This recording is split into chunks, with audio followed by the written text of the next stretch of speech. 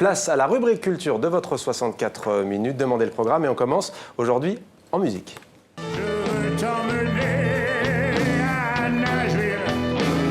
Moi, je vis aux États-Unis, vous savez, maintenant. Alors donc, moi, je suis très heureux de faire ça ici parce que c'est un petit peu mes racines. De toute façon, mes racines musicales viennent des États-Unis, donc j'ai toujours... donc c'est bien de le faire ici. Même si je le fais pas tout en anglais, je fais aussi beaucoup en français. C'est bien de le faire dans le pays d'origine, le pays qui m'a donné envie de faire cette musique, en tout cas.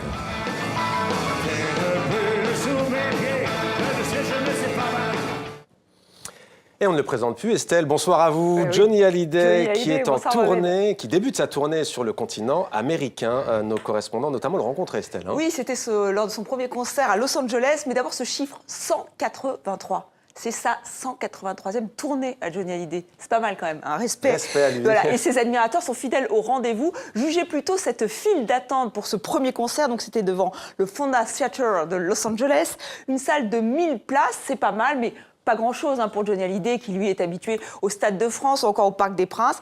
Mais ses fans ne vont pas se plaindre de cette atmosphère presque intimiste avec leur rocker préféré. Beaucoup sont venus de France pour l'écouter. Certains vont même faire la tournée, vont faire tout le périple aux États-Unis pour l'entendre, l'écouter, l'admirer.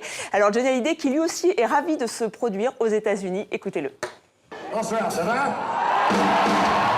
Je trouve ça bien de faire une tournée à l'étranger, aux États-Unis, où il y a beaucoup de Français qui ne vivent pas en France, qui ne voient pas les spectacles en France, et donc de faire ça ici, ici aux États-Unis.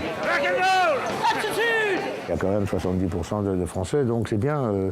J'ai même reconnu certains d'ailleurs qui sont venus de Paris d'ailleurs pour les spectacles. Alors on part à San Francisco demain matin, ensuite on fait Québec, Toronto, Montréal, New York, Washington, Miami. Johnny, c'est ma vie. Johnny, c'est depuis 10 ans. La première fois que j'ai vu Johnny, j'avais 10 ans et c'était au Golfe de Rouen. On va voir le Elvis français. Voilà. Le vide, mais il est vivant. Le nôtre est vivant. Yeah. Yeah, comme on dit. Voilà, notre Elvis à nous, qui est donc, enfin aux Français, qui est donc en vie. Et c'est Cécile Delarue qui a réalisé cet entretien avec la complicité de Didier Alouche, notre correspondant à Los Angeles. La musique, toujours Estelle, mais cette fois avec une ambiance beaucoup plus feutrée, avec Marie Modiano, fille d'un certain... Patrick Modiano, l'écrivain, et elle partage avec lui le goût des mots, de la littérature, une certaine discrétion aussi. Alors Marie Modiano écrit et compose le plus souvent en anglais, 3 albums déjà. Autant dire que Espérance mathématique est un peu une exception. C'est l'adaptation d'un recueil de poèmes qu'elle a elle-même écrit en français en 2012. Des poèmes mis en musique par Peter Van Paul, qui est musicien suédois et qui est aussi son mari à la ville, ça peut aider. Elle chante ses textes avec beaucoup de simplicité, de délicatesse aussi. Cet album est le coup de cœur de Franche Connexion, notre rendez-vous musical sur tv5monde.com. La place du Châtelet n'est pas gaie. Et bien qu'on ne l'aime pas, on y vient parfois quémander un dernier rendez-vous quand on aime d'un amour malheureux. Quand j'écris des poèmes, j'entends une sorte de musique sourde qui accompagne mes textes. Et Peter entend autre chose, puisque lui, ça l'a inspiré pour vraiment composer, je dirais,